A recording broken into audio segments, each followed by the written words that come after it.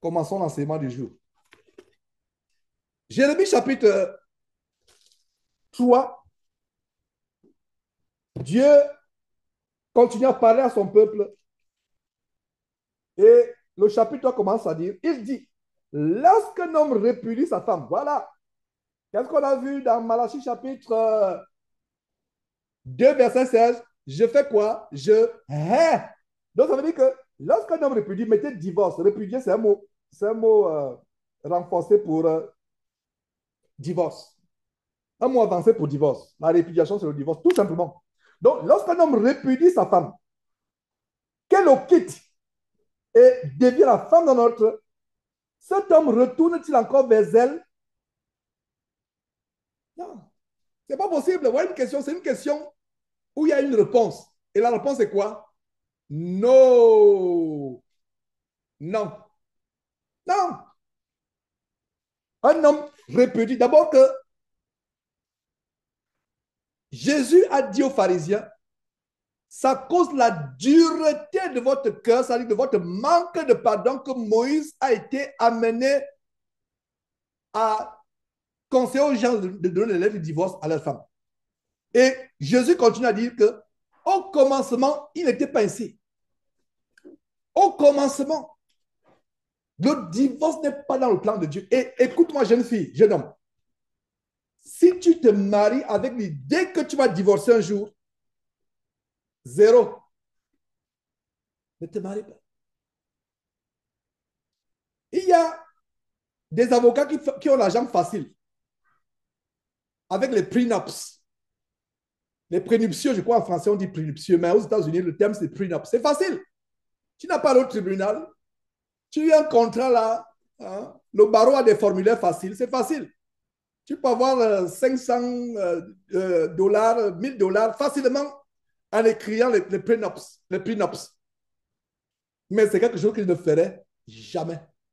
Qu'est-ce qu'un prenup? Qu'est-ce que les prénuptiaux? Ça veut dire que vous écrivez déjà un contrat en anticipant la possibilité de divorce et la disposition des biens et vous n'aurez plus à aller devant un tribunal.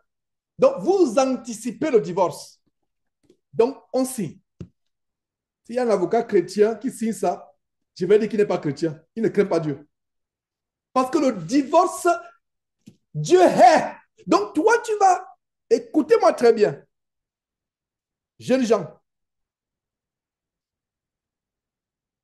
signer un divorce, un contrat de prénuptial, prénups. Je crois que c'est les prénuptiaux en français. Au Gabon, je n'avais jamais. Je ne sais pas si on a rencontré un seul cas à l'époque, il y a environ 25 ans. Je ne sais pas s'il y a un seul cas. On ne connaissait pas ça. Regardez même comment le diable hait le mariage, que le concept de prenups a été inventé. Vous entrez dans la plus grande alliance du mariage avec l'idée que vous allez vous séparer un jour. Mon frère, jeune frère qui veut te marier, ma fille qui m'écoute, mon fils qui m'écoute, ma jeune soeur, mon jeune fils, mon jeune frère en Christ, ma jeune soeur en Christ, écoutez-moi très bien. Écoutez-moi très bien. Si vous vous mariez déjà en ayant à la tête, n'oubliez jamais ce que vous dites jusqu'à la fin de vos jours. Si un homme vient, ah, on va se marier, mais il faut qu'il y ait les prenups. Les prenups. Dites à cet homme, arrière de moi, Satan. Sœur, je ne vais pas te reprocher si tu lui dis ainsi. Vous ancrez dans l'alliance du mariage, mais vous anticipez déjà au cas où. Il n'y a pas de au cas où. Le mariage de Dieu n'a pas au cas où. Est-ce que vous me comprenez? Le mariage de Dieu n'a pas de au cas où. Il n'y a pas de au cas où. Quand vous entrez, c'est pour ça que ne vous mariez pas à la légère. Il y a des jeunes ici au Texas qui sont mis la corde au cou. Il y a au moins deux que je connais. Un est décédé. Il y a un autre qui est là. Ils sont mis la corde au cou parce qu'ils ont dit non. Ah, Georges, lui, il est bien avec sa femme. Lui ne voulait pas qu'on se marie. Aujourd'hui, il regrette. Enfin, il y a un qui ne. On sait, Dieu sait là où il se trouve, c'est lui qui nous a quittés. Bien, ça, le mariage a commencé Ce soi-disant mariage a commencé dans notre maison. On a dit non, prie, prie, prie, prie. Ne t'engage pas. Fais attention. Conformément proposé, euh, cette fiancée, cette jeune sœur qui prie avec nous, qu'elle vienne passer un mois avec nous, qu'on l'observe, qu'on la connaisse. Niet. Ils sont séparés de nous pendant un mois ou 3 mois. La dernière fois qu'on se retrouve, ils sont mariés, ils ont fui. Et on a découvert qu'ils sont mariés où? Sur Facebook, alors que nous sommes à Houston. On était à Houston à l'époque. On les appelait dans le même jour. Qu'est-ce qu'on voit là? Vous êtes, oui. Oh, effectivement, on ne nous a pas dit parce que on avait l'impression que vous vous opposez à ça. Aujourd'hui, des années plus tard, il se pose toutes les questions du monde. Mais il est tard. Et s'il m'écoute, il va reconnaître de qui je parle. Mon ami, tu vas rester. Il n'y a pas de divorce. Il n'y a pas de divorce. Tu vas rester. Tout ce que tu peux faire, c'est que prie pour qu'il y ait la délivrance dans ton mariage. Jeunes gens, on ne se marie pas avec précipitation. On ne se marie pas avec précipitation. Faites attention. Et quand on s'est marié, il n'y a pas de marche arrière, il n'y a plus de demi-tour. Dans le verset dit quoi? Lorsqu'un homme répudie ou divorce sa femme, qu'elle le quitte et devient la femme d'une autre. Déjà, ça, c'est des pratiques anti-bibliques. Parce que quand on lit ça, on va croire que c'est normal qu'une femme quitte et devient. Non. Lisez plus tard les paroles de Jésus pour savoir que ce n'est pas correct.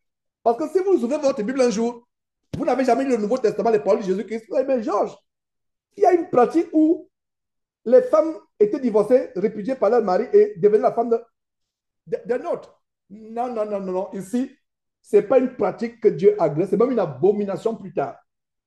C'est une abomination plus tard. On ne se marie pas et on divorce. Et pire encore, après qu'on est divorcé, pire encore après qu'on est divorcé, on se marie du vivant de son conjoint ou de sa conjointe. Ça n'existe pas. Ça n'existe pas. Ça ne doit pas se présenter, ça ne doit pas se... il ne faut pas penser.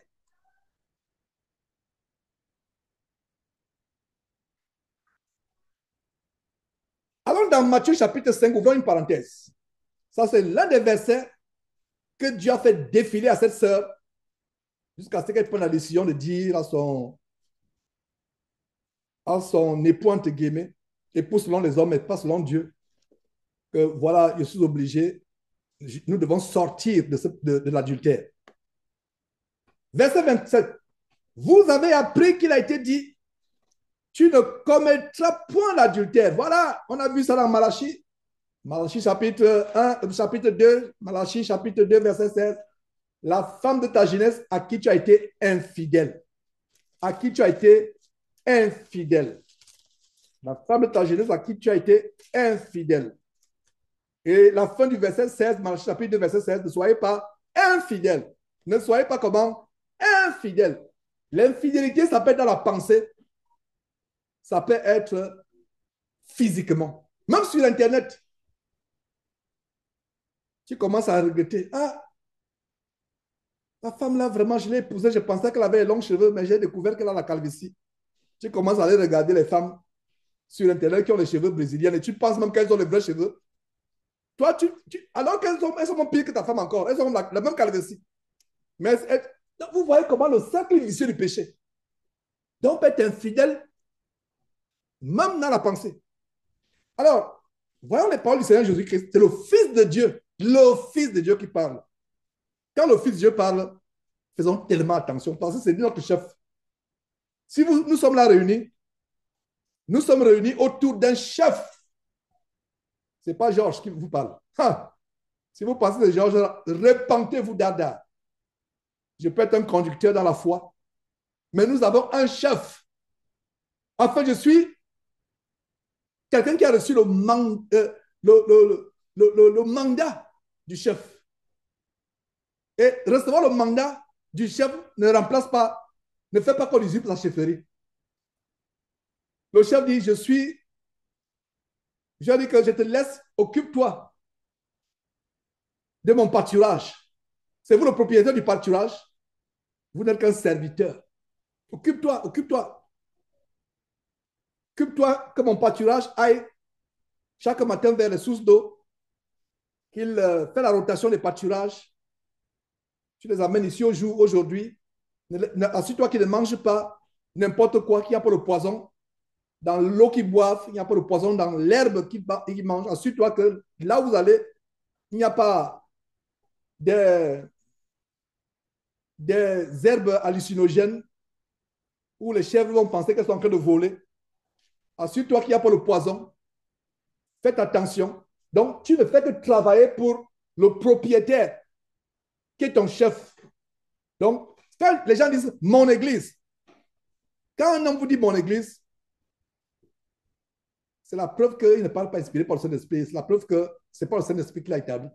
L'église appartient à Jésus-Christ. Et regardez ce que le Seigneur Jésus-Christ dit. Matthieu chapitre 5, verset 27.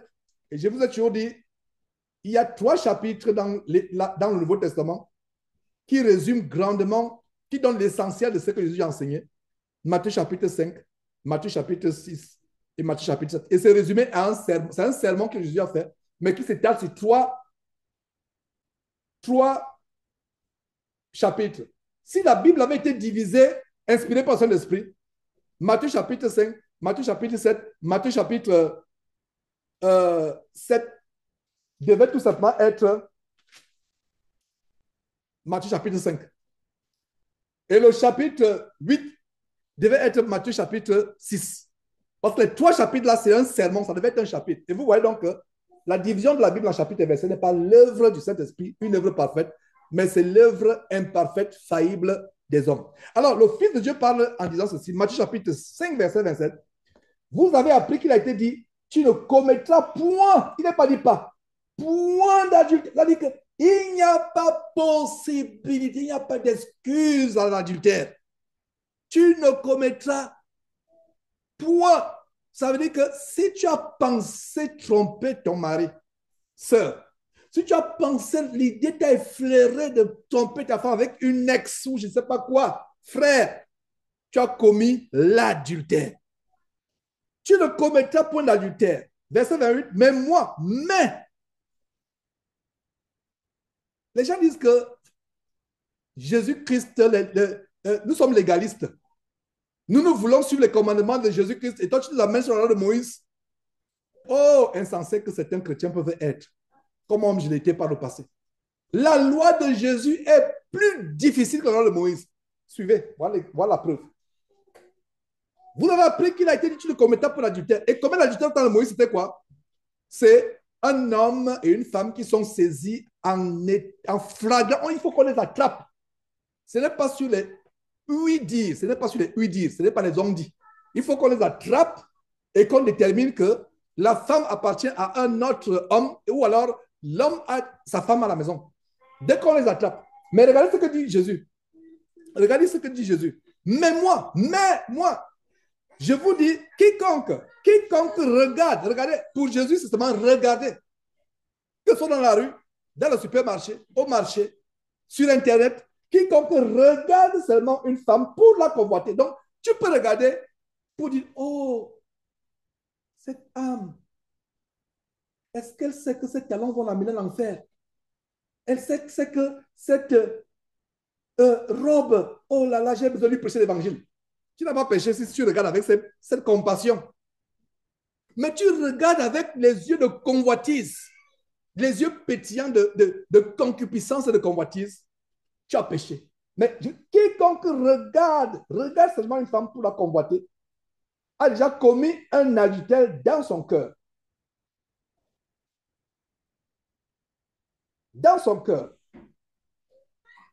Il a été dit, celui qui répudie sa femme lui donne une lettre de divorce. Ça, c'est Moïse. Mais moi, je vous dis que celui qui répudie sa femme, sauf pour cause d'infidélité, l'expose à devenir adultère. Et celui qui épouse une femme répudiée commet un adultère. Cher monsieur à qui je parlais tantôt, tout en espérant que vous êtes toujours là, que tu es toujours là, voilà le verset qui a mené Cette femme que tu pensais être ton épouse, mais qui appartient à une autre personne qui vit toujours, cette femme t'a fait du bien. Cette femme te sauve de l'adultère. Elle-même se sauve de l'adultère en partant de cette relation. Elle te sauve de l'adultère parce que le verset dit quoi? Celui qui épouse une femme répudiée. Cette femme-là a divorcé son mari vit toujours quelque part là-bas dans le pays où vous êtes, dans le continent où vous êtes. Et tu l'as épousée. Tu commets quoi? Une chose agréable? Non. Tant que vous êtes ensemble, c'est l'adultère. Je lui avais parlé il y a 2 ou 3 ans ou 4 ans, je ne me rappelle plus. Elle n'avait pas compris. J'étais patient avec elle. Elle-même, elle est venue me dire qu'elle a découvert la vérité. Et je suis content parce que elle ne dira pas que c'est Georges qui m'a amené à quitter mon mariage. Parce que je reçois des accusations. Georges a détruit mon mariage. Georges a fait ceci. Il y a les gens qui ont même juré que s'ils me voient, ils vont me tuer. J'ai détruit leur mariage. Non. Et je suis content que cette sœur. Et quand on a eu la conversation, quelques jours, voilà ce que je lui ai posé comme question. Est-ce que c'est ton berger dans ton pays qui t'a convaincu? Il dit non, au contraire. Il pouvait m'amener à perdre la foi. Est-ce que c'est moi qui t'ai convaincu? Il me dit non, au contraire. Je lui ai posé ça exprès pour qu'elle affirme que cela serve de témoignage. Il dit, est-ce que c'est moi? Il dit, au contraire, tu m'as parlé. C'est Dieu qui m'a lui-même amené dans la... J'étais à la maison, je suis parti voir ces versets. Ces versets étaient comme si c'était nouveau. Il dit, ok, ça veut dire que ce n'est pas un homme qui t'a amené à sortir. C'est Dieu lui-même. Puisque tu ne m'as pas écouté. Celle qui m'écoute actuellement, tu ne m'as pas écouté il y a des années. C'est Dieu qui t'a convaincu. Et j'aime cela. Et c'est la meilleure façon. Il faut que Dieu vous touche. Ne faites pas les choses parce que Georges a dit, etc. Non. Je n'ai pas écrit la Bible. Soyez convaincus que Dieu remplisse votre cœur de conviction et de crainte de son nom. Donc, celui qui, c'est-à-dire que moi je vous dis, celui qui répudie sa femme, regardez, sauf pour une cause d'infidélité, l'expose à l'adultère. Prenons le cas de cause d'infidélité. Là, c'est les cas difficiles. Il y a des gens qui me disent, genre, je peux répudier pour cause d'infidélité. OK. Dieu ne va pas te punir pour cela. Il y a des personnes qui disent que non, vraiment, un homme a mis sa bouche sur ma nourriture, a touché ma nourriture, l'a mis dans sa bouche et moi, je vais la manger. Non, je ne peux plus retourner à la manger. Ça votre regard. Mais il y a d'autres qui disent, OK, malgré cela, si la femme est vraiment repentante et pardonnée, parce que c'est verset fait la confusion, ils disent que frère, je peux divorcer si ma femme a commis l'adultère. C'est aussi ma compréhension.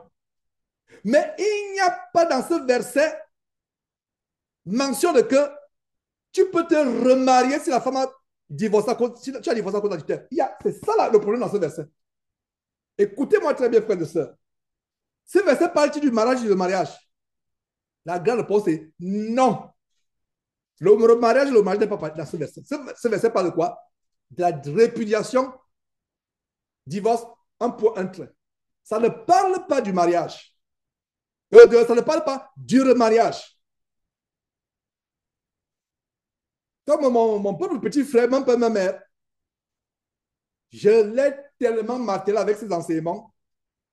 J'ai vu qu'il était radical. Je me suis retiré. J'ai continué à prier pour que Dieu ouvre son intelligence. Il veut se remarier. Sa femme était adultère.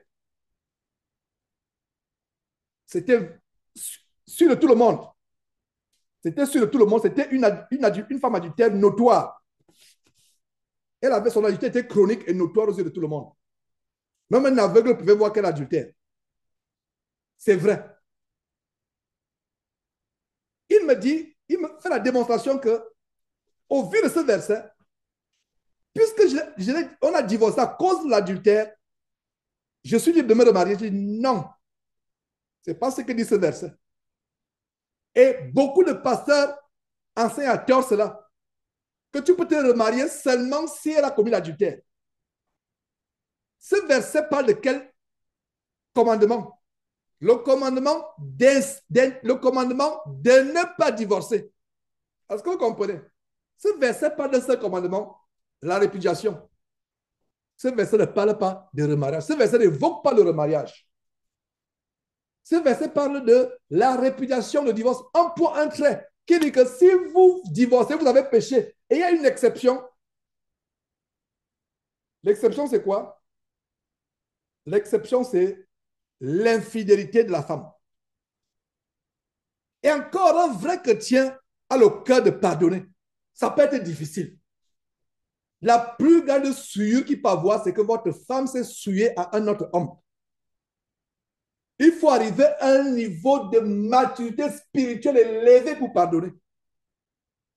Et laissez-moi vous dire qu'un frère qui pardonne à sa femme d'infidélité, je vais dire que ce frère est près du ciel. Parce qu'il a, il a revêtu le cœur de Christ. Est-ce que vous savez des adultères que vous et moi nous causons, nous commettons? Christ ne nous a jamais vomi. Une petite pensée peut être abominable aux yeux de Dieu. Un petit mensonge inoffensif, comme on dit, le mensonge blanc. Et en passant, mensonge qui soit blanc, vert, noir, jaune, rouge, c'est un mensonge.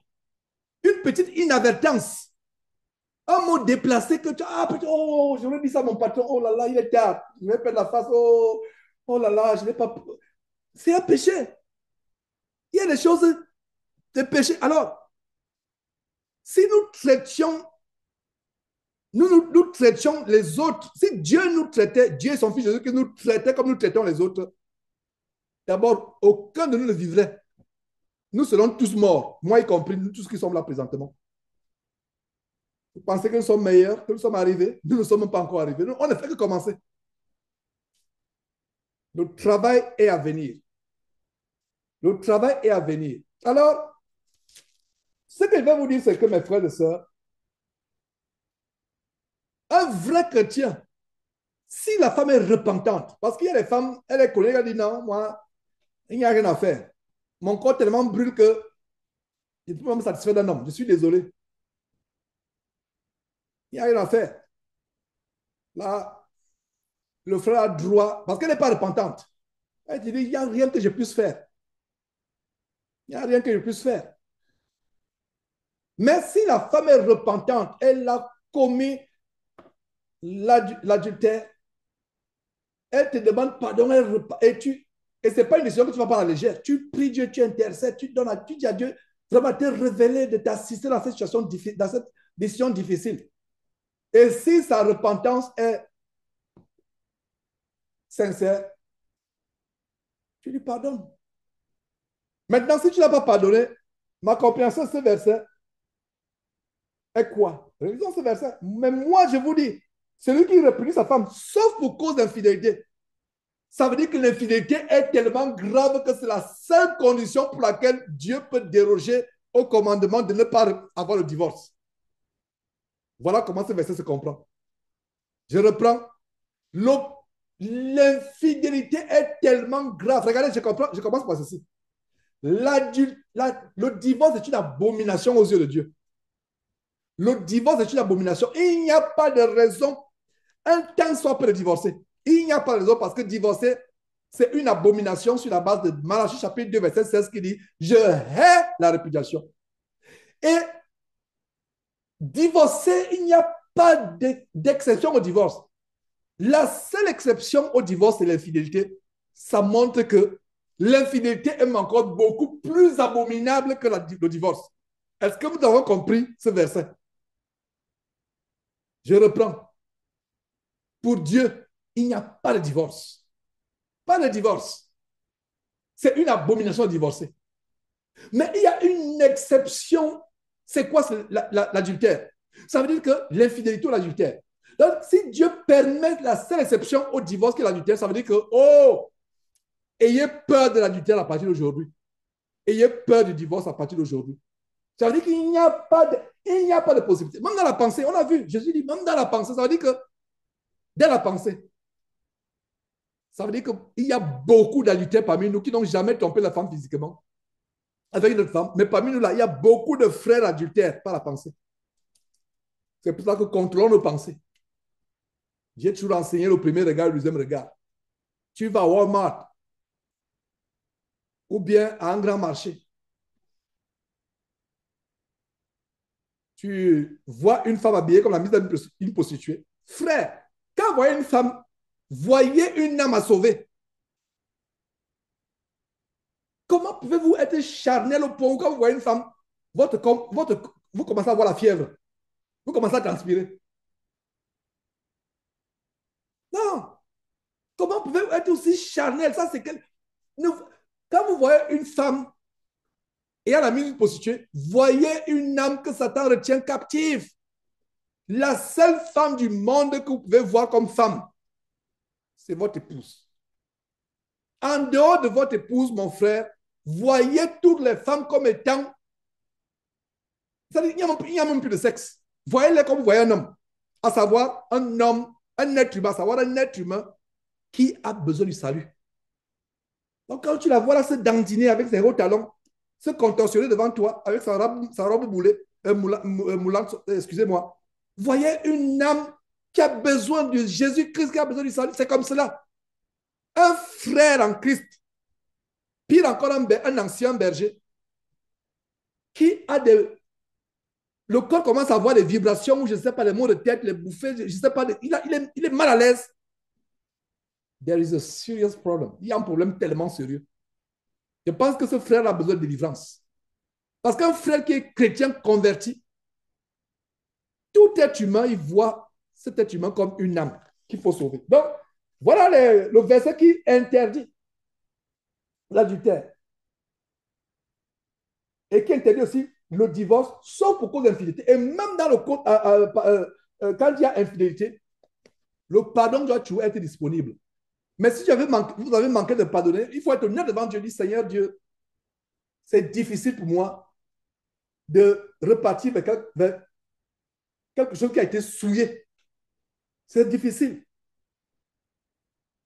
Dieu nous a donné le libre arbitre.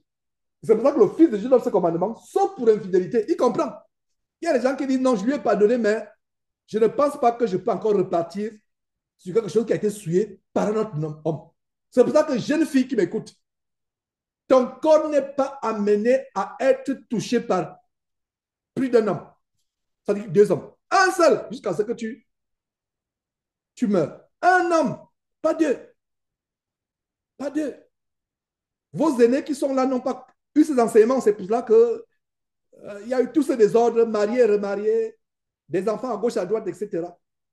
Mais dans le plan de Dieu, ce n'est pas comme ça. Et nous sommes aujourd'hui dans le plan de Dieu. Lisons le chapitre, le verset à nouveau et continuons. Lorsqu'un homme répudie sa femme, nous sommes à Jérémie chapitre 3, verset 1. Lorsqu'un homme répudie sa femme ou divorce sa femme, qu'elle le quitte et devient la femme d'un autre, cet homme retourne-t-il encore vers elle? La question c'est non. Il est devenu comme l'histoire de cet homme. Sa femme l'a quitté. Sa femme l'a quitté. Je ne sais pas si je me rappelle très bien. On a dit un pasteur a dit à sa femme que ton mari en train de te fait la sorcellerie. Et elle a dit, je divorce. Ton pasteur a dit, divorce, il te fait la sorcellerie, il veut te tuer. Elle a divorcé. Elle est allée épouser et le pasteur lui a donné un homme dans l'église. Et ayant vu, alors qu'elle a épousé un homme qui lui procurait la paix, le respect, la douceur, la protection, ce qui convient à un homme de faire pour sa femme. Le pasteur est venu, Satan est passé par le pasteur pour détruire. C'est pour ça que la Bible dit que ces gens bouleversent des familles tout entières. Titre chapitre 1. C'est pour ça qu'il faut les dénoncer comme je le fais en criant. L'homme est parti. Ayant vu que l'homme a prospéré, elle dit à l'homme, s'il te plaît, j'avais fait une erreur. Épouse-moi à nouveau. Le monsieur n'est pas converti. Le monsieur a mis en application ce verset. Il dit non. Tu m'as quitté. C'est même pas moi qui t'ai. Tu m'as quitté. Tu es parti avec un autre homme. Tu as vu nous avions déjà des enfants. Tu as eu des enfants là-bas. Et tu veux maintenant, avec les enfants que tu as eu là-bas, mes enfants, nous revenons encore dans cette souillure, cette saleté. Le monsieur a dit non. Il n'est pas chrétien. En fait, ce monsieur avaient la connaissance de Dieu, parce que c'est Dieu qui nous a créés, ce n'est pas lui qui nous a créés. Évidemment, c'est lui qui nous a créés. Donc, nous avons de manière évidente une partie de la sagesse de Dieu en nous, du fait que nous sommes sa création. Il y a quand même cette conscience. Ça s'appelle la conscience. La conscience, c'est quoi? La conscience de tout être humain, c'est cette partie de la sagesse de Dieu qui fait partie de notre création parce que c'est lui qui nous a créés. C'est pour ça qu'un homme qui couche avec un homme a perdu la conscience. Un animal ne le ferait pas. Une femme qui va avec une femme a perdu sa conscience. Un homme qui mange la chair humaine pour les hommes rituels, qui boit le sang humain, il a perdu la conscience. Vous voyez? Et toi, tu t'es prostitué. Et regardez, la Bible parle de prostitution. Toi, tu t'es prostitué à de nombreux amants. Et tu reviendras à moi, dit l'Éternel. Et là, c'est dans un cadre spirituel. Mais nous pouvons tirer les leçons sur le plan physique avant de repartir sur le plan spirituel. Donc, cette version nous a mené à parler du côté physique, bien qu'ici, ça ait une prostitution, c'est tout un peuple qui s'est prostitué avec les amants spirituels, les faux dieux, les idoles, etc. Et toi, tu t'es prostitué.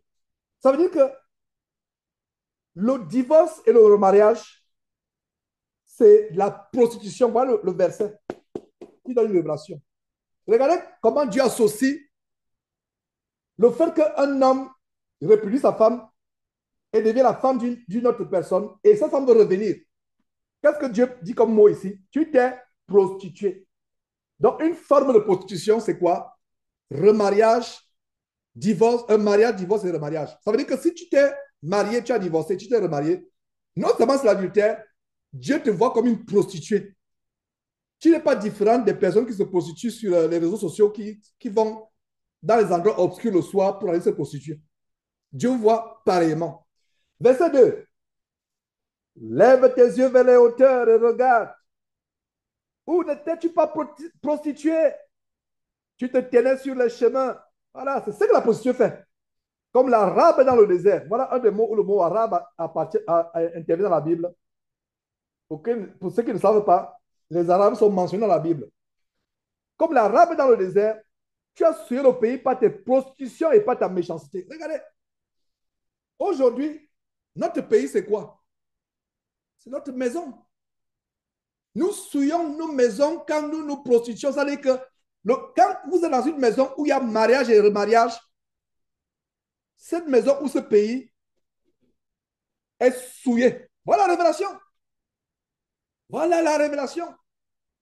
Je reprends une maison dans laquelle deux concubins vivent, ils ne sont jamais mariés, ils font le concubinage sans engagement, sans vœu d'être comme mari et femme. Ou alors, un s'est marié, a divorcé, ou l'autre s'est remarié après le divorce, la femme s'est remariée, autre. Cette maison, Dieu appelle comment? Dieu dit que cette maison est souillée, c'est une maison de prostitution. Voilà notre révélation. Et pas ta méchanceté. Verset 3, aussi, les pluies ont été retenues. Regarde la conséquence du péché.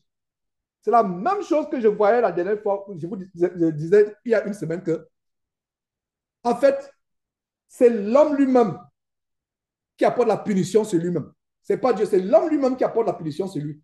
C'est lui-même qui attire la punition. Donc, aussi les pluies ont été retenues. Pourquoi la pluie? Ici, le mot pluie, c'est un mot qui symbolise l'abondance, la prospérité, la protection, la bénédiction de Dieu. La rosée et la pluie dans la Bible, c'est des mots pour bénédiction, pour prospérité et la protection de Dieu. La santé dans une maison, la prospérité, l'abondance. Vous êtes en bonne santé, la protection de cette maison. C'est ça le mot pluie. La pluie dans la Bible, regardez quand Élie a prié et pendant plus de 3 ans, il n'y a pas, 3 ans et 6 mois, il n'y a pas eu de pluie, il n'y a pas eu d'eau, c'était la sécheresse. Et il a prié à nouveau et Dieu a relâché la pluie. La pluie, c'est un signe d'abondance, c'est un signe de bénédiction. Le contexte, la sécheresse. La sécheresse, ça peut être un défaut d'enfantement. Des fois, dans une famille, la femme est stérile. Ils ne savent pas que, justement, cette stérilité est liée à leur péché. Il y a beaucoup d'aspects. Donc aussi, les pluies ont été retenues. Et la pluie du printemps a été manquée. Je vous assure que la pluie du printemps. J'avais fait une vidéo il y a 2 ou 3 ans de la première pluie du printemps. Elle était agréable, je vous assure. Et c'est là où j'ai compris ce verset. Je ne comprenais pas ce verset comme je l'ai compris après ce jour-là. Et c'est l'année où au Texas, il n'a vraiment pas beaucoup plu. Et il a plu. C'était tellement. Ça a commencé comme de la rosée. Et cette rosée s'accroissait petit à petit. Comme de la brume. C'était un paysage. C'était agréable. J'ai filmé. Je crois que c'est la vidéo quelque part. C'était agréable. La pluie du printemps après l'hiver. Et parlant de l'hiver, il y a un Américain qui nous a expliqué ceci dernièrement. Et en passant, il y a eu l'hiver ici. Et 2 jours après, il faisait chaud. Incroyable. Et 2 jours après, il fait chaud. Il y a l'hiver et 2 jours après, il fait incroyable. Et il y a eu l'hiver, les enfants étaient contents. On est parti courir sur la neige, etc. Et parlant de neige, il y a un Américain qui nous a expliqué ceci qu'on ne connaissait pas. Il a un ranch. Et il nous a expliqué, il n'est pas, je ne sais pas s'il est chrétien. Je ne sais pas si Seth est chrétien. Si Seth est chrétien. Qu'est-ce qu'il explique? Il dit, dans la manière par laquelle nous, les cultivateurs aux États-Unis, vivant dans les ranchs, nous savons les principes de comment cultiver de manière naturelle sans la science. On a posé de science. Après, on a dit, waouh, effectivement, même dans les régions, soit en Asie, soit en Afrique, les cultivateurs pouvaient observer le ciel, pouvaient observer. Donc, c'était avec l'intelligence de Dieu. Il dit quoi?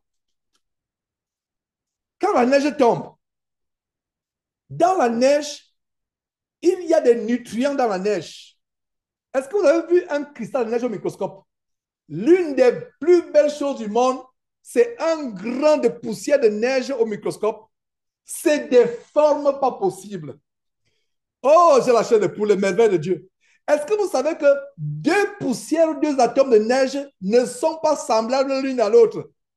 Ça veut dire que vous prenez la neige, vous prenez, regardez, bon, faites ceci. Vous prenez la neige au doigt, vous éparpillez sur le microscope, vous éparpillez, comme les grains de sel. Vous éparpillez sur le microscope, vous séparez, vous agrandissez, vous zoomez. Chaque poussière aura une forme différente. C'est comme les empreintes de la main.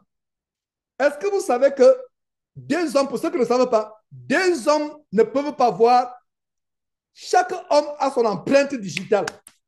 Chaque homme. C'est pour ça que la police, le FBI, le CRS, je ne sais pas si le CRS en France, etc., c'est les empreintes. À l'aéroport, on prend les empreintes. Parce que chaque homme a les empreintes. Il y a même des gens qui se font brûler, les bandits qui se font brûler les paumes de main pour qu'il n'ait pas à avoir les empreintes.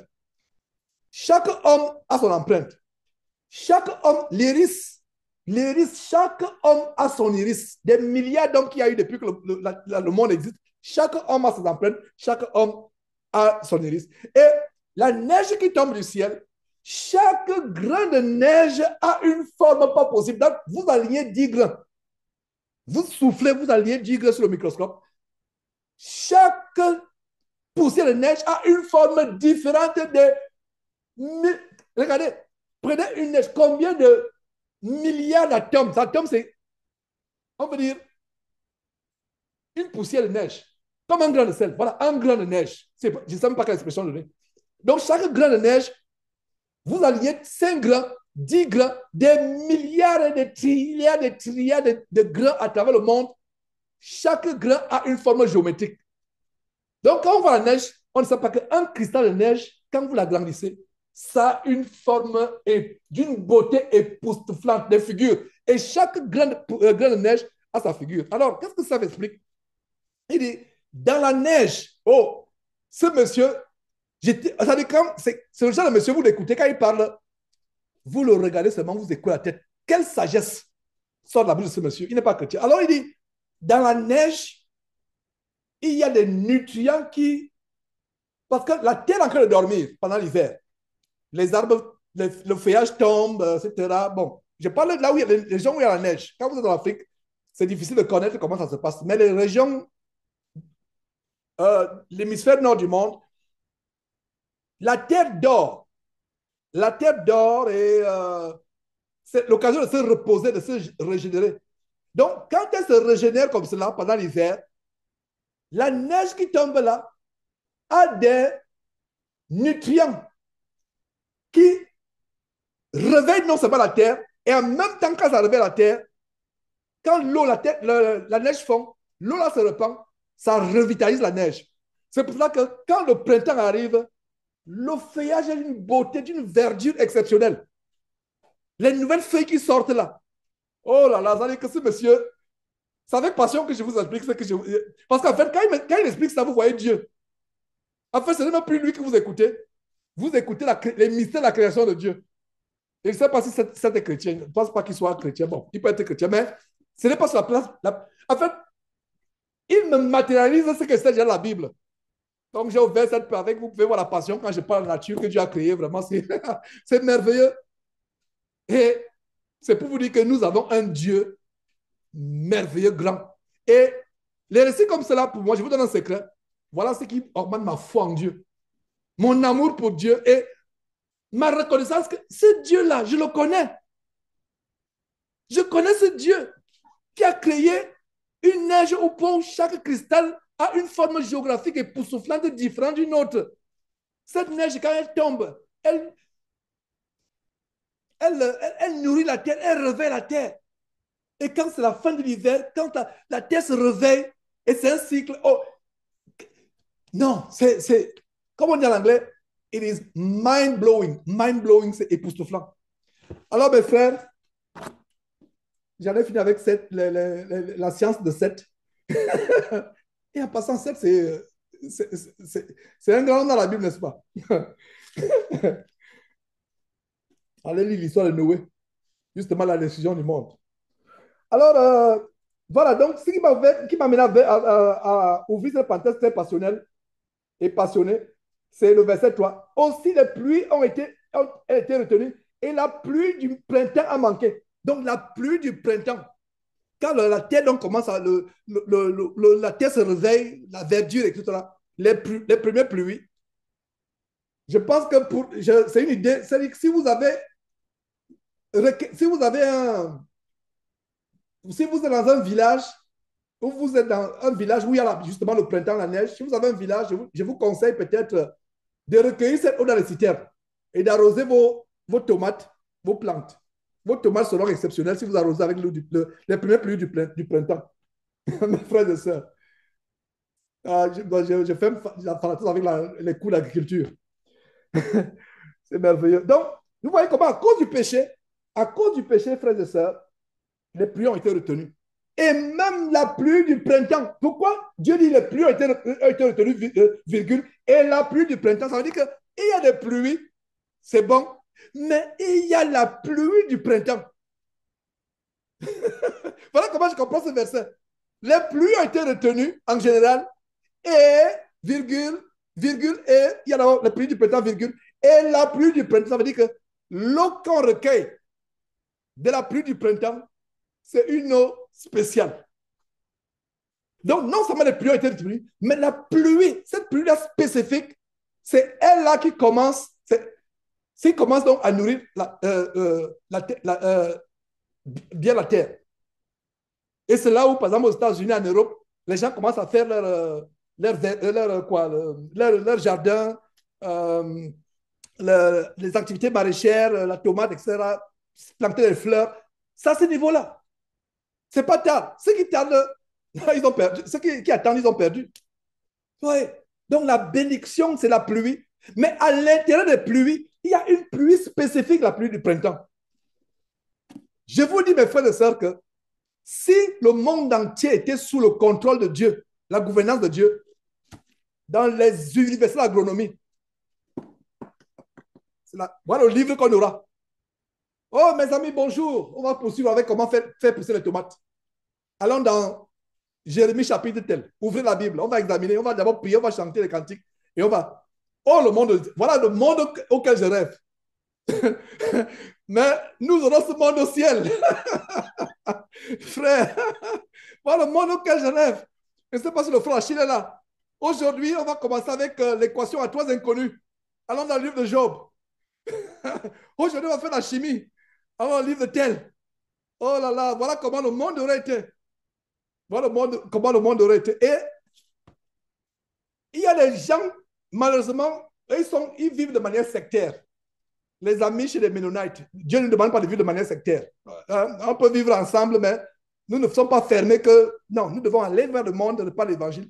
Mais est-ce que vous savez, mes frères et sœurs, que quand les grands fermiers américains ont besoin de conseils, ils vont chez les Mennonites et chez les Amish.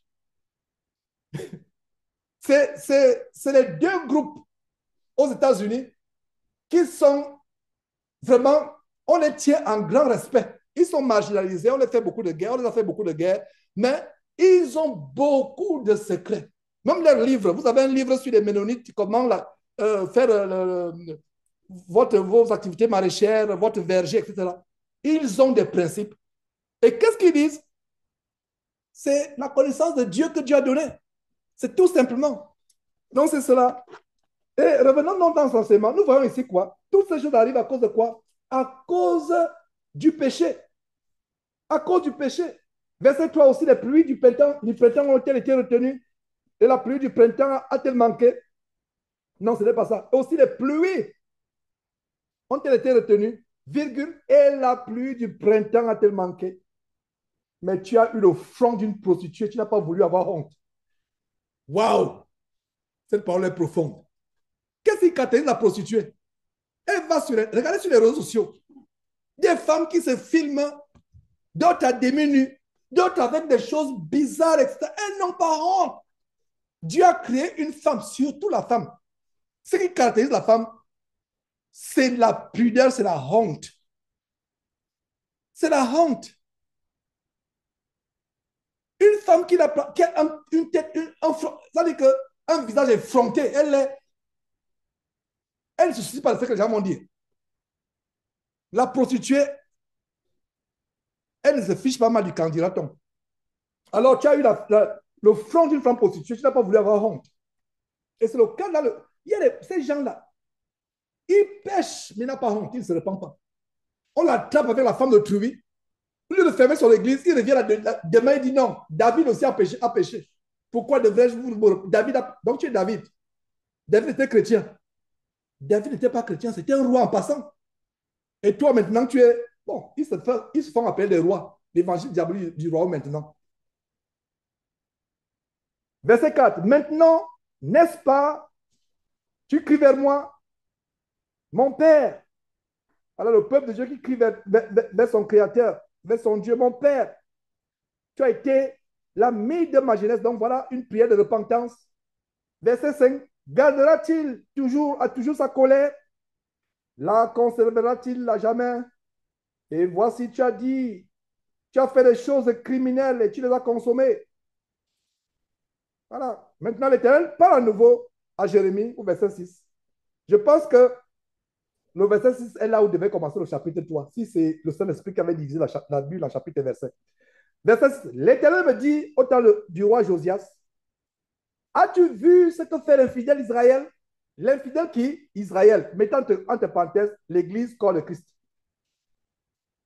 Quand vous lisez l'Ancien Testament, quand vous voyez Israël, Juda, vous voyez Sion, Jérusalem, l'infidèle Israël. Donc ici, Dieu s'adresse à nous. Nous, son peuple. Elle est allée vers toute montagne élevée et sous tout arbre vert. Voilà à nouveau l'arbre de Noël. Sous tout arbre vert, vous vous prosternez. Et là, elle s'est prostituée. Voilà une mention de l'arbre de Noël qu'on a aujourd'hui. Entre autres abominations.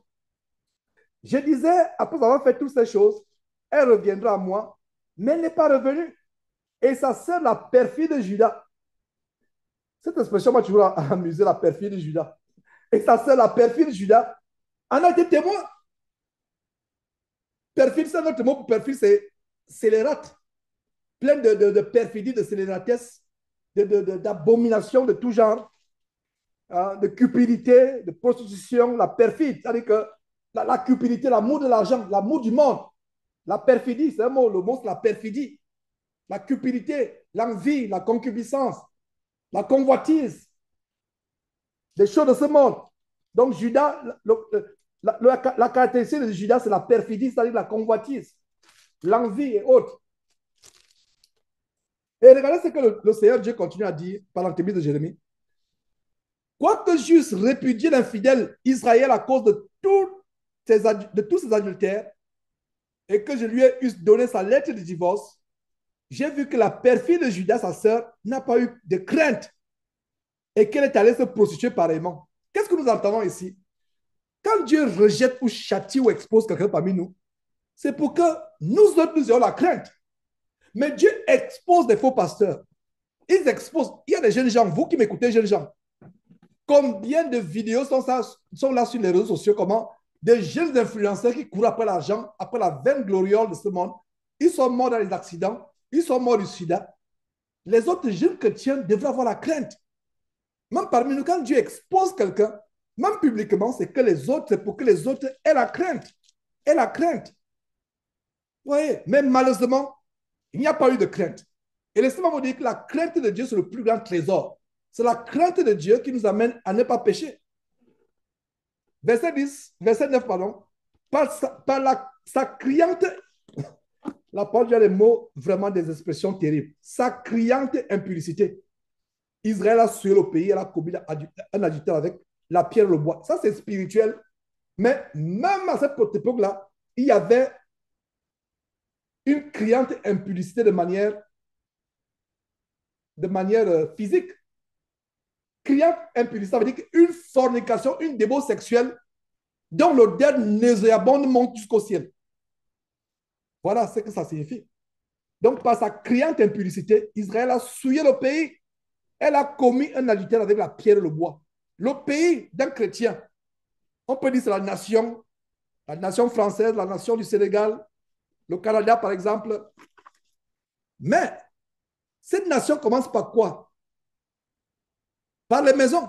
Nous, chrétiens, j'aimerais que frères et sœurs, pour le but de cet enseignement d'aujourd'hui, comprennent la maison comme étant, comprennent le pays comme étant ta maison. Dans une maison où il y a l'impudicité, où il y a la fornication, l'adultère, le mariage et le remariage, Dieu voit cette maison comme étant souillée. Ce qui s'élève tous les jours de cette maison, c'est la souillure. Donc, comment, mon frère, tu peux vivre avec la femme d'autrui?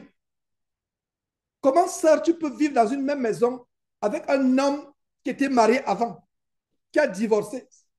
Cet homme n'a qu'à retourner vers sa femme, tout en espérant qu'elle aussi ne s'est pas donnée à notre homme. Ce sera encore compliqué. Et là, on se met dans un engrenage interminable vraiment de choses désagréables. Un engrenage de péché.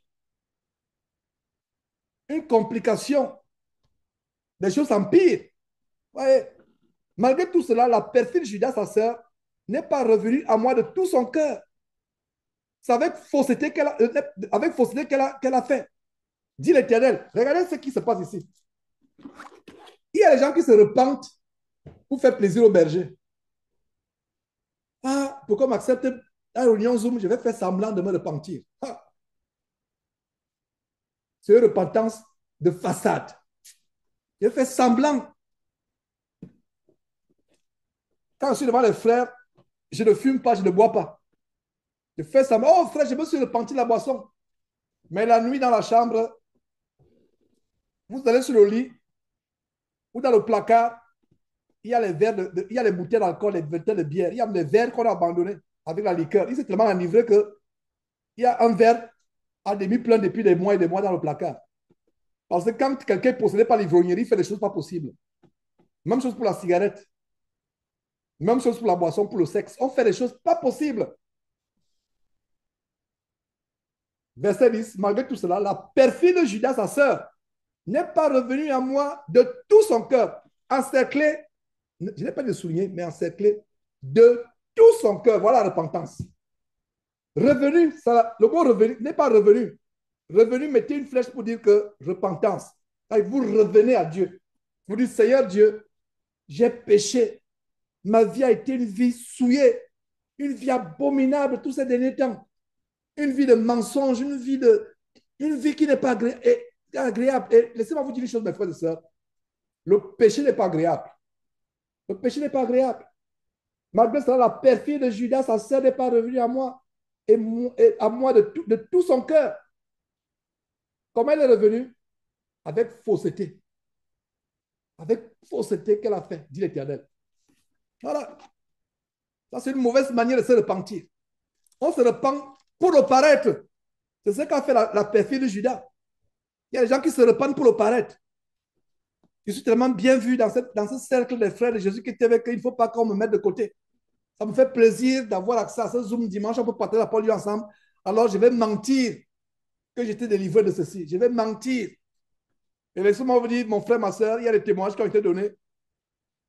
Quand j'écoute, c'est le mensonge. Et je n'étais pas surpris qu'un jeune homme vienne me dire que vraiment, j'avais témoigné tel jour, je suis retombé.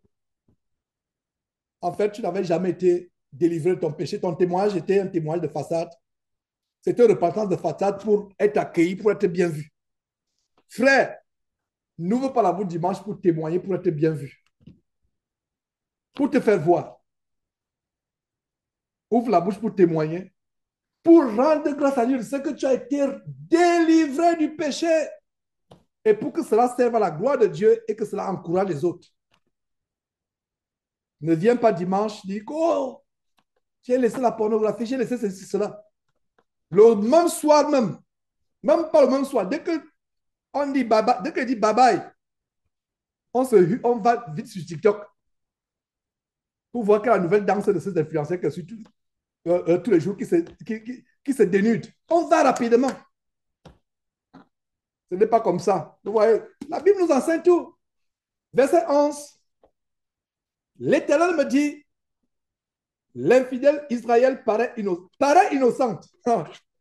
Vous voyez, vous pouvez dire non, oh, la sœur là me bénit. Non, c'est pour ça que dit berger et le discernement. L'infidèle Israël paraît innocente en comparaison de la perfide Judas. Va, verset 12, va, murmure ces paroles vers le septentrion, c'est ça? Non. Il dit, crie, crie. Il n'est pas dit murmure ces paroles. À un moment, on a besoin de crier. Donc, vraiment, frères et sœurs, si tu penses que je criais, je ne le fais pas exprès. C'est Dieu qui m'amène à crier. Crie! Même les enfants. À un moment, tu es doux, tu es doux. Quand tu lèves la voix sur l'enfant, hé, mon enfant, qu'est-ce que tu as train de faire? Va arranger la chambre. La chambre n'est jamais arrangée. Mais le jour où tu élèves la voix, l'enfant s'exécute.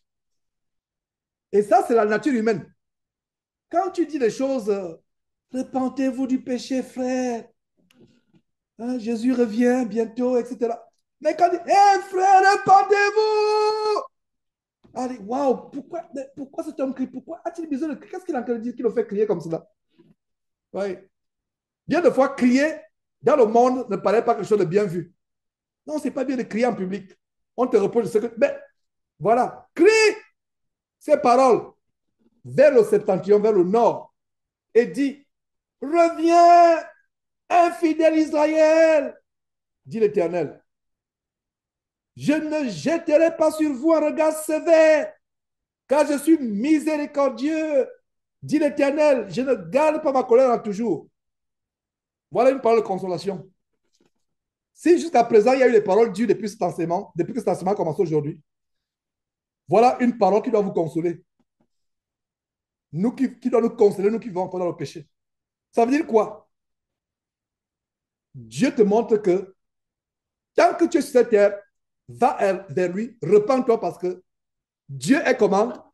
Miséricordieux. C'est un mot que j'encercle. Et il ne garde pas sa colère à toujours. Donc, repars tout simplement vers Dieu. Dis que j'ai rempli ma communion avec toi. Pardonne-moi. Et le verset 23 dit, reconnais seulement reconnais ton iniquité. Reconnais, ça veut dire que tu ouvres. Dieu connaît nos iniquités. Mais Dieu attend que toi-même tu ouvres ta bouche, tu vas vers lui, tu lui rappelles. Est-ce qu'on peut même dire rappeler vis-à-vis de Dieu? Enfin, prenons ces paroles devant lui. Imaginez-vous nous les parents, par exemple, comme je dis souvent, Un parent, surtout un parent chrétien, connaît chacun de ses enfants. Parce que nous sommes les représentants de Dieu devant nos enfants. Je répète ce que c'est la définition biblique d'un père. Un père, c'est un homme à qui Dieu a confié les enfants. Dieu a confié des croyants dont il doit prendre soin. Parce que Dieu a créé l'humanité, Adam et Ève, pour être ses croyants. Parce qu'il faut comprendre cela. Quand Dieu a créé Adam et Ève, c'était pour le servir, pour le louer. Donc, tous ceux qui sont issus d'Adam et Ève sont là pour servir Dieu. Malheureusement, certains depuis la naissance et depuis les familles où ils sont nés, Satan les récupère. Il y a des gens, quand ils viennent au monde, ils viennent déjà dans une famille où il y a l'abomination. Comme on vient de voir, où il y a le péché, l'adultère, il y a la magie. Mais normalement, selon le plan de Dieu, tout être humain qui vient sur terre est pour servir Dieu. Alors, normalement, un père, c'est quoi? Un père, c'est quelqu'un à qui Dieu a confié la lignée de la race humaine depuis Adam et Ève, une portion pour être à son service. Voilà la définition biblique d'un père. Et en tant que père, de même que Dieu nous connaît, un bon père, surtout un chrétien, il connaît ses enfants. Il y a des fois, l'enfant vient, papa, j'ai à te parler. Vraiment, pardonne-moi. J'ai fait ceci, j'ai fait cela. J'ai dit, oh mon enfant, je le sais depuis que tu le fais. Je voulais que toi-même tu viennes, tu ouvres la bouche et que tu le dises. Voilà comment avec Dieu, ça se passe. Parce que Dieu nous connaît. De même que nous connaissons nos enfants. Il peut être là, des fois, tu regardes seulement, tu regardes, tu dis, are you OK? Tu vas bien? Tu es sûr que tu vas bien? All right, OK. Après, quand la personne vient te voir, tu dis, non, tu te rappelles dernièrement, tu m'as dit que tu allais bien. Tu m'as menti, tu n'allais pas bien. Parce que je savais de quoi, je savais qu'est-ce qui se passait. Je priais même pour toi. Et je rends grâce à Dieu de ce qu'aujourd'hui, tu es venu, tu as ouvert la bouche, toi-même tu as dit ce que je connaissais déjà. C'est comme ça qu'on va à Dieu. Il connaît déjà. Mais tu vas, tu dis, mon Père céleste, vraiment, ma vie n'était pas cachée. Tu sais ce que je fais même dans mon propre cœur. Tu sais même ce que moi, je ne sais pas. Mais je veux vraiment me procéder devant ta face. Pardonne-moi ceci. Mon iniquité n'était pas cachée. Pardonne-moi. Pardonne-moi. Je regrette ce que j'ai fait. Ouais. Donc, c'est pour ça qu'il a dit, verset 13, reconnais seulement ton iniquité. C'est simple. Beaucoup de chrétiens ne veulent pas aller à Dieu et reconnaître. Reconnaître, ça veut dire que dis seulement, Seigneur Dieu, je reconnais que je suis fautif. Regardez, reconnais seulement ton iniquité. Reconnais que tu as été infidèle à l'Éternel, ton Dieu. Que tu as dirigé ça et là tes pas vers les dieux étrangers, l'idolâtrie. Sous tout arbre vert. Donc, si tu t'es prosterné, tu t'es courbé en mettant, regardez. Oh là là, regardez quelque chose, mes frères, c'est que beaucoup de parmi nous continuent à faire où nous faisions sans nous en rendre compte. Pourquoi on a déposé les cadeaux de Noël au pied de l'arbre? Pourquoi? Sans t'en rendre compte, regardez, tu dis, oh, j'ai ce stylo, je vais dire à mon enfant que Papa Noël, c'est Papa Noël qui l'a amené. Ouvrir l'esprit de ton enfant, non seulement au mensonge, mais à la divination. Et ce stylo, tu l'enveloppes bien et tu te courbes pour le déposer. Quand tu déposes, tu fais quoi? Tu te courbes, n'est-ce pas? Et en te courbant, qu'est-ce que tu as fait? Sans t'en rendre compte, tu t'es prosterné. Ça t'aime. Non, je vous assure qu'un frère. Lisons la parole pour avoir la révélation. Donc, mais moi, je me suis jamais prosterné devant un arbre vert. Mais est-ce que la cloche, les cadeaux au sommet du sapin, c'est sous le sapin? Peut-être qu'il y a certains qui vont dire, comme Jean a dit qu'on se prosterne, je vais commencer à ramper. Donc, je rampe devant, je rampe depuis la chambre, je glisse. Ah, je dis, hey, Rebecca, pousse-moi seulement, pousse, j'ai ma charrette là, pousse-moi. Où est ton secours là, pousse-moi seulement pour que je glisse et je m'avais seulement prosterner. Mais je ne me suis pas prosterné. Non, non, le diable nous est. Donc, frère, ne dis pas que ta fille va te pousser pour que tu ailles seulement mettre l'arbre. Non, pour éviter de te prosterner. Abandonne seulement. Ne change pas. Abandonne, laisse tomber l'arbre de Noël. Laisse tomber. Laisse tomber et move on. Laisse tomber, ce n'est pas important. Et regardez ce qui se passe. Tu te courbes. Oh non, le diable nous hait. Nous devons avoir le discernement. Est-ce que vous savez que tout ce que nous posons comme acte, consciemment ou inconsciemment, ça a des répercussions sur le plan spirituel. Donc, quand tu te courbes, là, tu poses un cadeau. Oh, les enfants seront contents. Et toi, tu repars. En te courbant, là, tu as posé. Tu t'es courbé. Tu t'es prosterné. Et si quelqu'un te filme, il met le ralenti, il voit quoi? Tu te prosternes et tu te relèves devant l'arbre. Et on met ça sur les réseaux sociaux, on va dire que ah, tu t'as adoré l'arbre. Et c'est vrai. Est-ce que tu t'es conscient que tu adorais? Non. Mais quand on lit ce verset, tu adorais l'arbre. Satan t'amène à te procéder avec des cadeaux. Mes frères, que Dieu continue à donner des révélations afin qu'on soit nous soyons des vrais chrétiens. Alors, reconnais seulement que ton iniquité, reconnais que tu as été infidèle, que tu as été infidèle à ton Dieu, que tu as dirigé tes pas ça et là vers les dieux étrangers, sous tout arbre vert, et que tu n'as pas écouté ma voix, dit l'Éternel. Voilà. Tu n'as pas écouté ma voix. Tu t'es prosterné. Tu as dit, tu te courbes, tu mets les choses sous l'arbre vert, sous l'arbre. Revenez, verset 14, revenez, enfants rebelles, dit l'Éternel, car je suis votre maître. Je vous prendrai un d'une ville, deux d'une famille, et je vous amènerai dans Sion. Sion, c'est une figure du ciel, du royaume de Dieu, dans le septentrion, vers le nord. Hey, verset 15. Oh, ma prière, c'est le verset 15, frère. Oh là là. Ma prière, c'est que Dieu nous donne des bons bergers. Je vous donnerai des bergers selon mon cœur. Et ils vous paîtront avec intelligence et sagesse. Bergers qui m'écoutez, je vous en supplie, prenez un temps dans la semaine et méditez sur ce verset 15. Et priez Dieu que ce verset s'accomplisse dans votre vie. Je vous donnerai des bergers, pas selon leur propre cœur. Un berger doit être selon le cœur de Dieu. Et ils vous paîtront avec comment?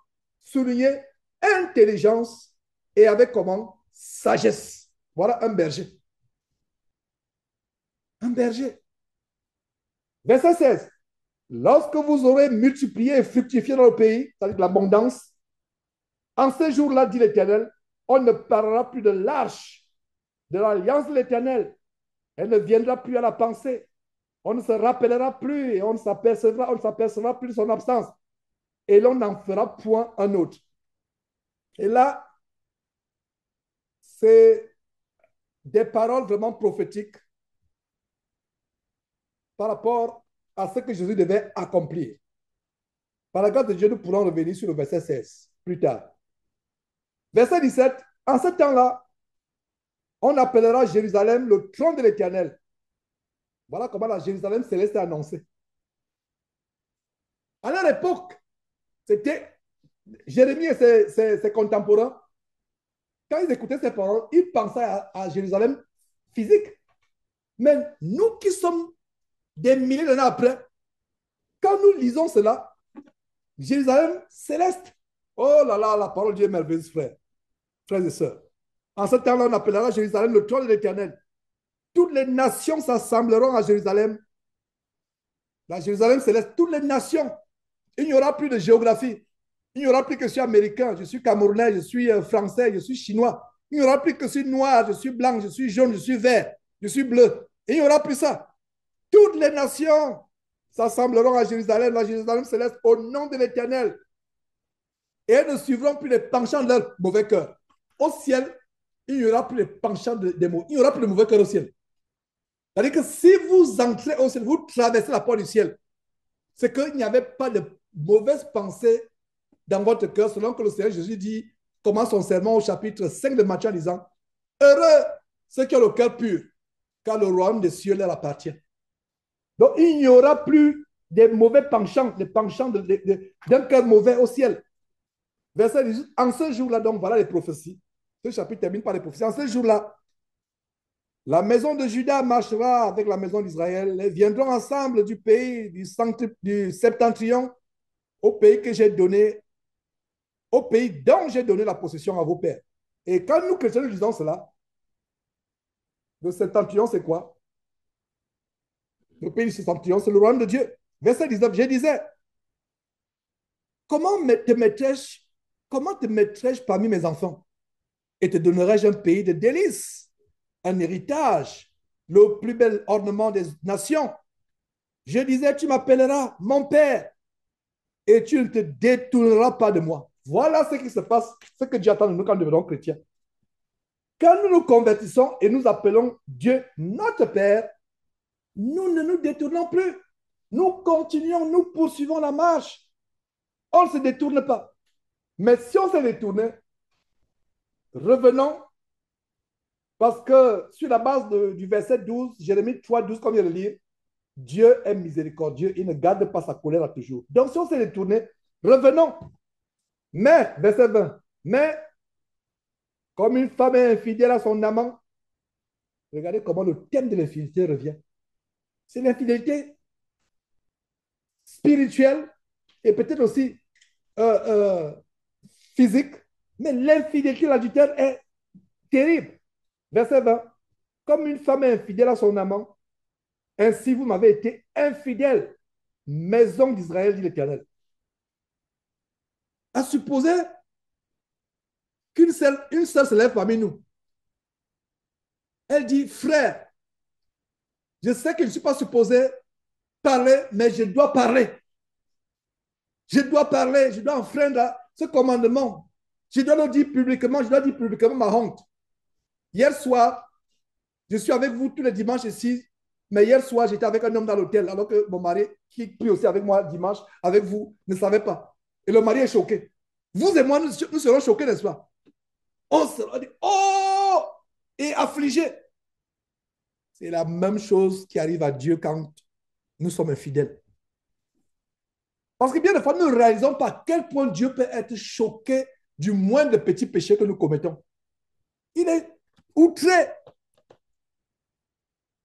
Verset 20, mais comme une femme est infidèle à son amant, et si vous m'avez été infidèle, maison d'Israël, dit l'Éternel. Verset 21, une voix se fait entendre sur les yeux élevés, et leur infidélité était beaucoup plus ici, là, sur le plan spirituel, l'idolâtrie, les autres dieux. Et ça peut, aussi passer, ça peut se passer aujourd'hui aussi. L'infidélité, les choses que nous mettons avant Dieu. Notre boulot peut être une cause d'infidélité. Nos enfants, notre argent, notre trésor, nos projets, nos entreprises peuvent être des causes d'infidélité. Verset 21, une voix se fait entendre sur les lieux élevés, les lieux élevés, les lieux élevés. Ce sont les pleurs, les supplications des enfants d'Israël, car ils ont perverti leur voix et ils ont oublié l'Éternel, leur Dieu. Et ce n'est pas les pleurs de repentance, c'est les pleurs du châtiment, la punition en train de tomber sur eux. Est-ce que vous voyez ici? Il y a des pleurs de châtiment. Et c'est ce qui nous arrive. Il y a beaucoup de gens, quand ils abandonnent Dieu, ils chopent une maladie à cause de leur égarement. Ils disent, oh Seigneur Dieu, voilà que je souffre, ma chair pourrie à cause de mon péché, je t'ai abandonné. Je savais très bien que l'impurité n'est pas une bonne chose. Voilà, j'ai chopé cette maladie qui ronge mon corps. Je suis en train de pourrir étant vivant. J'ai le sida, je maigris, j'ai l'hépatite ceci. Oh, qu'est-ce que je fais? Ça peut arriver. Là, il y a le péché. Les portes sont ouvertes à la maladie, à la destruction. Ils ont les conséquences. Terminons, nous sommes presque à la fin. Verset 22. Revenez, enfants rebelles. Voilà. Donc, le thème central de ce chapitre 3, c'est la repentance après la prostitution spirituelle, physique. La repentance après l'idolâtrie. La repentance après s'être détourné. La repentance, revenir à Dieu. Ne pas oublier sur la base de Jérémie chapitre 3, verset 12, qu'il est miséricordieux et qu'il ne garde pas sa colère à toujours. Revenez, revenez, enfants rebelles. Oh, ce qui suit est merveilleux, frère, au verset 22. Revenez, enfants rebelles, je pardonnerai vos infidélités. Sœur, reviens. Frère, reviens aujourd'hui. Reviens, reviens. Relève-toi de là où tu es tombé. Relève-toi. Relève-toi. Dis seulement tes péchés à Dieu. Reconnais seulement tes péchés. Énumère-les. Parle à Dieu. Dis-lui là où tu es tombé. Relève-toi. Relève-toi. Relève-toi. Reviens à Dieu. Enfant rebelle, fille rebelle, fils rebelle. Dieu dit qu'il te pardonnera tes infidélités. Pourquoi? Sur la base de Jérémie chapitre 3, verset 12, il est miséricordieux et il ne garde pas sa colère à toujours. Verset 8, verset 22 d'abord. Je voulais plutôt dire verset 23, mais retournons au verset 22. Revenez, enfants rebelles, je pardonnerai vos infidélités. Nous voici, nous allons à toi, car tu es l'Éternel notre Dieu. Voilà. Et ils ont répondu, nous voici, nous allons à toi. Ils ont répondu, parce qu'il y a un tiré après. Dieu dit, revenez, enfants rebelles, je pardonnerai vos infidélités. Ils ont dit, nous voici, nous allons à toi, car tu es l'Éternel notre Dieu. Voilà, c'est notre Dieu. Vers qui irons-nous si c'est vers Dieu? C'est notre Dieu.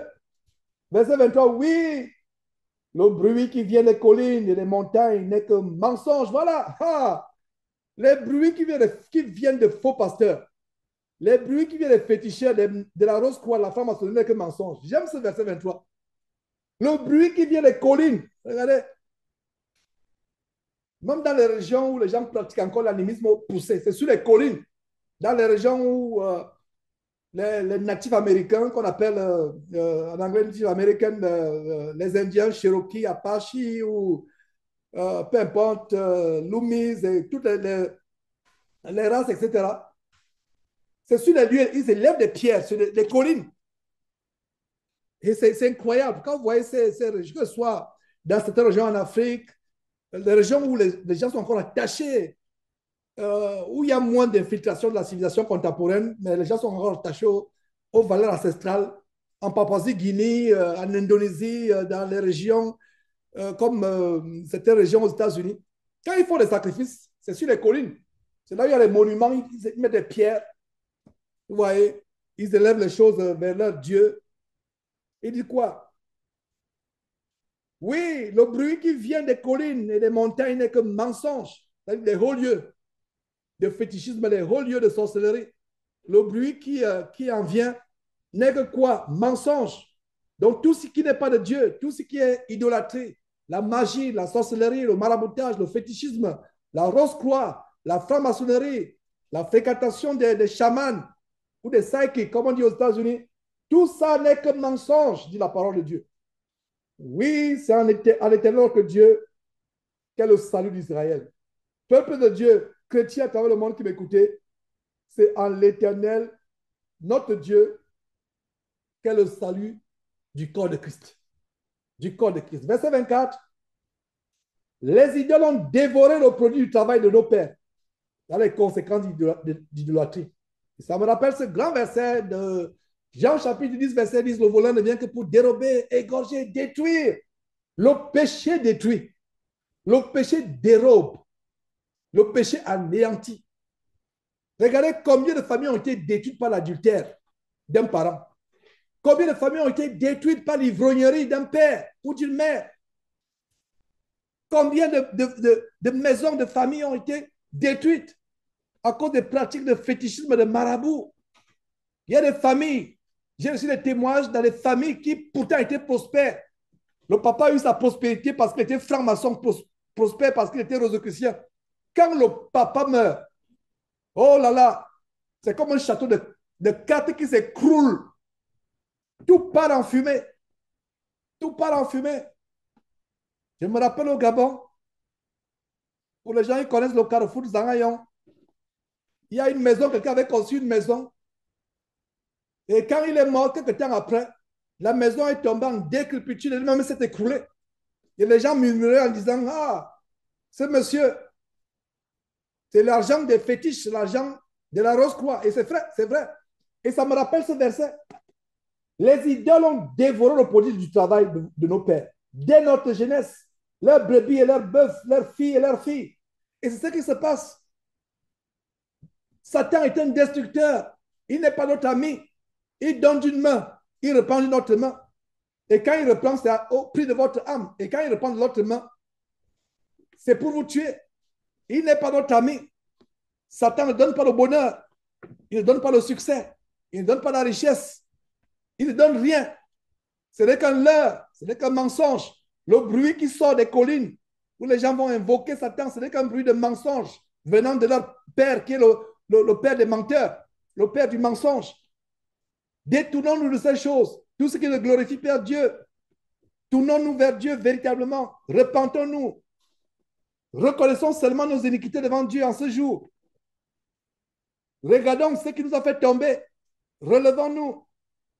Parce que les idoles vont dévorer tout ce qu'on n'a pas compris. Qu'en est-il du travail spirituel? Regardez tout le parcours qu'on a eu. On s'est préservé pur. On s'est préservé dans la sanctification. Ne voyons pas seulement au verset 24 un travail physique. Qu'en est-il du travail spirituel, notre marche en Christ? Et subitement, tout est dévoré parce qu'on a commis une erreur. Veillons sur nos voies. Veillons attentivement sur nos voies. Dès notre jeunesse, leurs brebis et leurs bœufs, leurs filles et leurs fils et leurs filles. Verset 25. Nous avons notre honte pour couche et pour notre ignominie pour couverture. Car nous avons péché contre l'Éternel, notre Dieu, nous et nos pères, de notre jeunesse jusqu'à ce jour. Et nous n'avons pas écouté la voix de l'Éternel, notre Dieu. Ouais, au-delà de ce grand enseignement sur les questions d'infidélité dans le mariage, d'adultère, de remariage, qui était la grande première partie de cette réunion d'aujourd'hui, qu'est-ce qu'on a vu en étudiant ce chapitre 3? C'est l'appel à la repentance.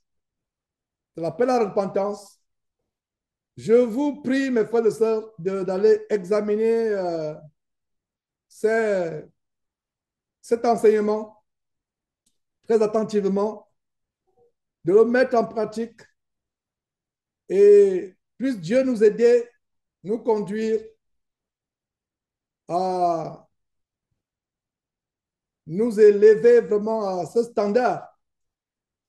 Voilà, voilà, je vois Achille. Achille, je parlais justement des mathématiques. Et quand je pense de mathématiques, c'est à toi seulement que je pense. Pour ceux qui savent, Achille est tellement passionné par les mathématiques. Et Achille disait vraiment, si le monde était gouverné par Dieu, toutes les universités seraient sous la gouvernance toutes les universités auront comme livre la Bible. Tout ce qu'on ferait. Et j'ai ouvert une parenthèse sur euh, l'agriculture. Je sais aussi que tu t'intéresses à l'agriculture. Donc, il faut aller suivre. C'est là où je disais vraiment, ça dit que Achille viendrait seulement pour dire qu'OK, on va étudier l'équation à trois inconnus. Dans la démonstration par l'abstrait aujourd'hui, ouvrez le livre de Job chapitre 30 pour le cours de mathématiques d'aujourd'hui. C'est ce qui se ferait. Donc voilà, Achille, développe ton micro et remets ces moments à Dieu et on va se séparer.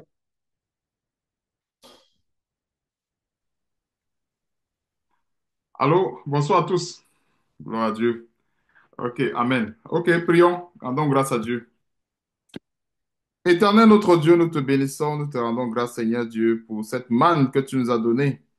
Merci encore, Seigneur Dieu, pour ces paroles de repentance, pour cet évangile que tu nous prêches encore aujourd'hui, que tu nous as prêché autant pour moi à travers ton serviteur. Merci aussi également, Seigneur Dieu, pour les cœurs qui vont se repentir, pour les cœurs qui sont dévoués à te servir. T'en supplions, Seigneur Dieu, de continuer de nous parfaire dans ces temps difficiles, de continuer à nous briser par cette parole, afin que nous soyons dignes du salut, dignes encore une fois de plus de ce salut que nous prêchons aux autres. Merci encore, Seigneur Dieu, pour ta grâce, pour ton amour infini que tu ne cesses de manifester à notre égard.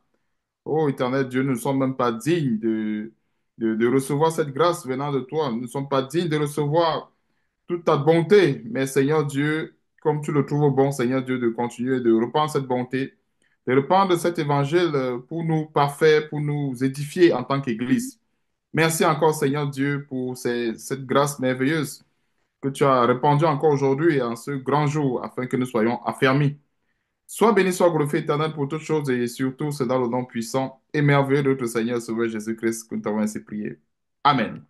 Amen, amen. Donc, frère, avant de vous dire au revoir par la grâce de Dieu à dimanche prochain, le Canada est toujours d'actualité. N'oublions pas cela. Je disais à Achille dernièrement, il y a 2 ou 3 jours, je crois 2 jours, s'il me trompe, que